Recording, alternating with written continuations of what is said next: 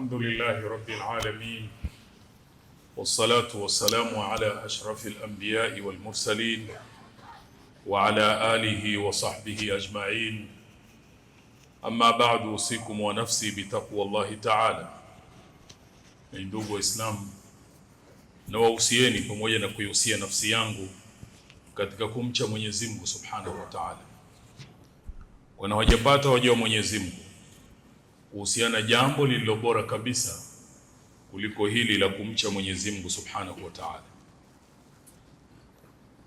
Wakati ndio kitu chenye thamani zaidi kwa mwanadamu anachokimiliki, na ndiyo rasilimali yake ya hakika ambayo atahesabiwa nayo siku ya Kiyama.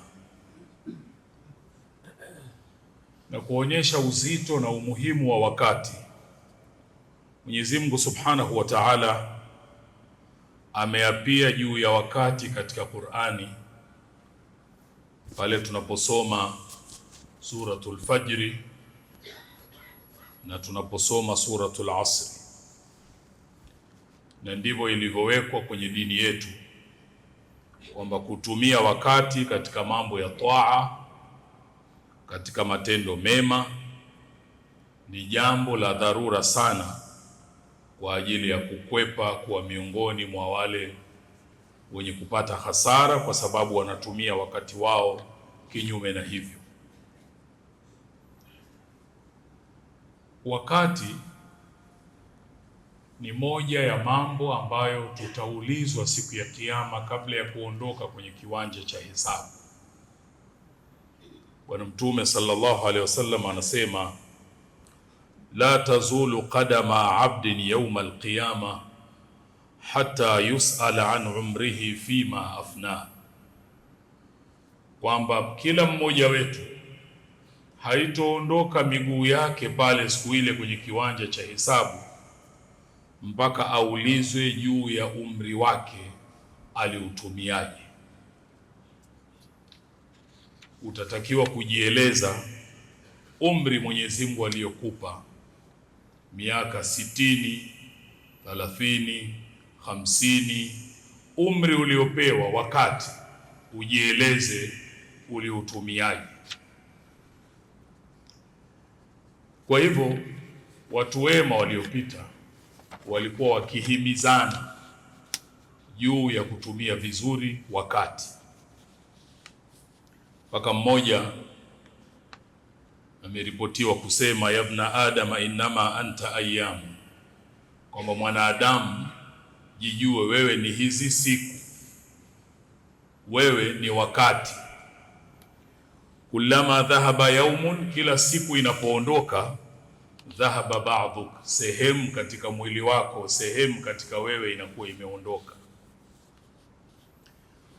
Pamoja na thamani kubwa ya wakati, Mwenyezi Mungu ameiwekea ukomo kwamba kuna wakati, kuna kipindi umri wetu, wakati wetu unakwisha hapa ulimwenguni. Kipindi hicho hakuna anayejua isipokuwa yeye Subhanahu wa Ta'ala, lakini ametuambia katika Qur'ani, soma surati Yunus aya 49, baada bismillahir rahmanir rahim, likulli ummatin ajalun idha jaa ajaluhum fala yastakhiruna saa wala yastaqdimun. Anatuambia kila umma, kila mtu mmoja mmoja anao muda wake wa wakati wake kumalizika hapa ulimwenguni, na muda huo ukifika hakuna kucheleweshwa, hakuna kuongezwa wala kupunguzwa, tayari inakuwa ni wakati wa kuondoka ulimwenguni. Ramadhani ni sehemu katika wakati, na sehemu hii imefanywa kwamba ni wakati ambao ndani yake una fursa nyingi. Hivi sasa tumo katika siku za mwisho za mwezi wa Ramadhani. Kama tunavyoshughulika na vitu viwili hivi kwenye maisha yetu na umuhimu wake, tunasema kuna time na opportunity. wakati na fursa, basi tuelewe Ramadhani nayo ni wakati wenye faida nyingi, lakini sasa unamalizika kuondoka, tujikague tumetumiaje. Moja katika watu wema yeye amesema, fa innaka idha lam tuhsin al-istiqbala, kama hukufanya vizuri wakati wa kupokea Ramadhani mpaka tunaingia 10 la mwisho, siku zinamalizika, usikate tamaa. Kipindi hiki kilichobaki tumia wakati huu vizuri, inawezekana ukamaliza vizuri. Kwa nini? Kwa sababu matendo yetu mara nyingi yanazingatiwa mwisho wake. Innamal a'malu bil khawatimi, matendo yanaangaliwa mwisho unamalizaje.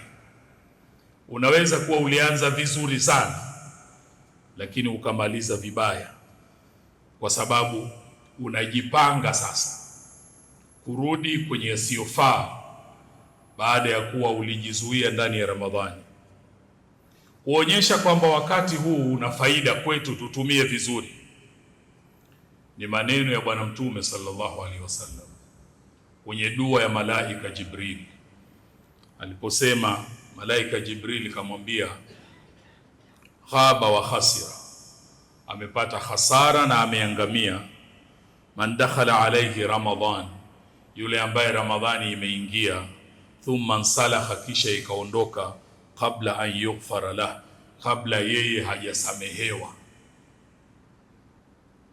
Wakati ndio rasilimali pekee yenye thamani kuliko vyote tulivyo navyo, na Mwenyezi Mungu anataka tutumie vizuri rasilimali hii, kwa sababu tutaulizwa, tutatakiwa tujieleze namna tulivyotumia. Tutumie siku zilizobaki kwenye Ramadhani katika namna nzuri anayoipenda Mwenyezi Mungu na kuiridhia. Wallahu subhanahu wa ta'ala yaqul, wa idha qara'ta al-Qur'ana fasta'idh billahi minash shaitani rrajim. A'udhu billahi minash shaitani rrajim. Bismillahir rahmanir rahim. Shahru ramadana alladhi unzila fihi al-Qur'an hudan lin-nasi wa bayyinatin min al-huda wal-furqan. Sadaqallahu al-azim. Barakallahu li wa lakum bil-Qur'ani al-azim wa nafa'ani wa iyyakum bil-ayati wadh-dhikri al-hakim. Aqulu qawli hadha astaghfirullaha al-azim li wa lakum fastaghfiruhu innahu huwal ghafurur rahim wa huwal barrul karim.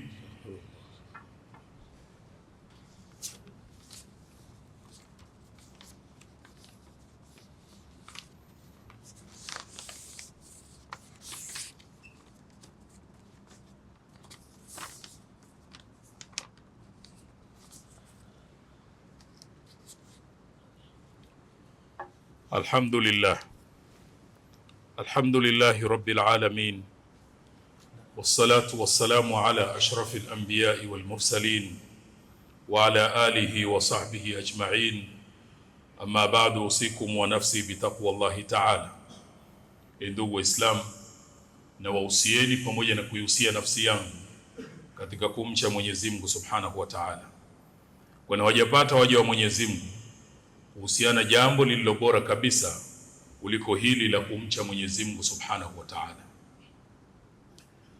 Kwenye fursa, ziko fursa zinazoitwa furasu taghyir alhaya, life changing opportunities. Zipo na zilizopo kwenye Uislamu tunazotakiwa kuzizingatia ni zile alizozieleza Bwana Mtume sallallahu alaihi wasallam. Yeye ametuambia, inna lirabbikum fi ayami daharikum nafahat, kwamba Mwenyezi Mungu katika siku za maisha yetu ana upepo wa rehma, anazo fursa maalum. Kisha akasema, fata'arradu laha, jitokezeni mzitumie fursa hizo. La'alla ahadakum, inawezekana mmoja wenu, an yusibahu minha nafha, akapatwa na moja katika fursa hizo, la yashqa ba'daha abadan, akipata hiyo mtu huyo hawi mbaya milele, anabadilika, anakuwa mwema. Wanazuoni wakatuambia kuzitumia maana yake ni kuzitumia kwa ibada, kumtaja Mwenyezi Mungu, kutenda matendo yaliyo mema. Na wakasema maneno haya ya Bwana Mtume sallallahu alaihi wasallam anatulingania tutumie fursa zilizopo katika kutenda matendo ya kheri anayoyapenda Mwenyezi Mungu na kuyaridhia. Na kisha wakatutajia mifano ya hizo nafahati, hizo fursa. Moja ni siku 10 za mwisho za mwezi wa Ramadhani, ambazo wanatuambia Bwana Mtume sallallahu alaihi wasallam, kana idha dakhala al-ashr, ilikuwa 10 hili la mwisho la Ramadhani likiingia, hajipangi kufanya maasi baada ya Ramadhani kuisha. Haanzi kutoa mialiko kwamba tutakutana kwenye bichi fulani, lakini 10 likiingia, ahya al-laila, anakesha usiku, wa aiqadha ahla, anawaamsha watu wa nyumbani kwake, wajadda wa shadda al-mizar, na anajizatiti kwa ibada kikweli kweli. Hiyo ni fursa ya kwanza ya kubadilisha maisha. La pili, wakatuambia saatu sahar, ile mwisho wa usiku, kwenye theluthi mwisho ya usiku, ambayo kipindi kile cha theluthi ile ya usiku ya mwisho Mwenyezi Mungu huwa ananadi kwetu sisi, anasema man yad'uni fa astajiba lah, yuko anayeniomba nimkubalie maombi yake. Man yasaluni fa u'tiyah, yupo mwenye haja nimkidhie haja yake. Man yastaghfiruni fa aghfir lah, yupo anayeniomba msamaha nimsamehe. Hiyo nayo ni fursa ambayo Mtume anasema ikimpata mtu hiyo, huyo hawi mbaya milele. Fursa nyingine, Lailatul Qadri, ambayo ni khairu min alfi shahr, usiku wa cheo ulio bora kuliko usiku 1000. Ndani yake kuna faida nyingi, nayo ni nafha nyingine. Wakasema kujaaliwa kuwapata wazazi wako wawili wakiwa hai, hiyo ni fursa ya kukuwezesha wewe kupata radhi za Mwenyezi Mungu. Imepokewa hadithi kutoka kwa Bwana Mtume sallallahu alaihi wasallam. Kuna mtu alikwenda kwa Mtume, anamwambia ya Rasulullah, jitu ubayi'uka ala alhijra, nimekuja kula kiapo cha utii, kuhama na wewe, kwamba mimi nitakuwa na wewe popote unapokwenda. Lakini wataraktu abawayya yabkiyani, nilipowaaga wazazi wangu, ile huzuni ya kutengana na mimi nimewaacha wanalia. Mtume akamwambia, irji' ilaihima, rudi kwa wazazi wako, fa adhikuhuma, uwachekeshe, kama abkaitahuma, kama ulivyowaliza. Huyu anakwenda kumfata Mtume sallallahu alaihi wasallam, anaambiwa arudi akawafurahishe.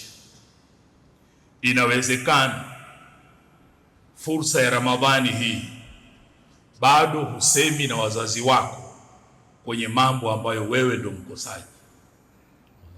Inawezekana fursa ya 10 la mwisho la Ramadhani na mazuri yote yanayopatikana, bado hufanyi mazuri, mahusiano yako na wazazi wako ni mabaya. Kama huyu kumfuata Mtume sallallahu alaihi wasallam kwa sababu wazazi wamelia, Mtume anamwambia rudi ukawafurahishe kama walivyolia.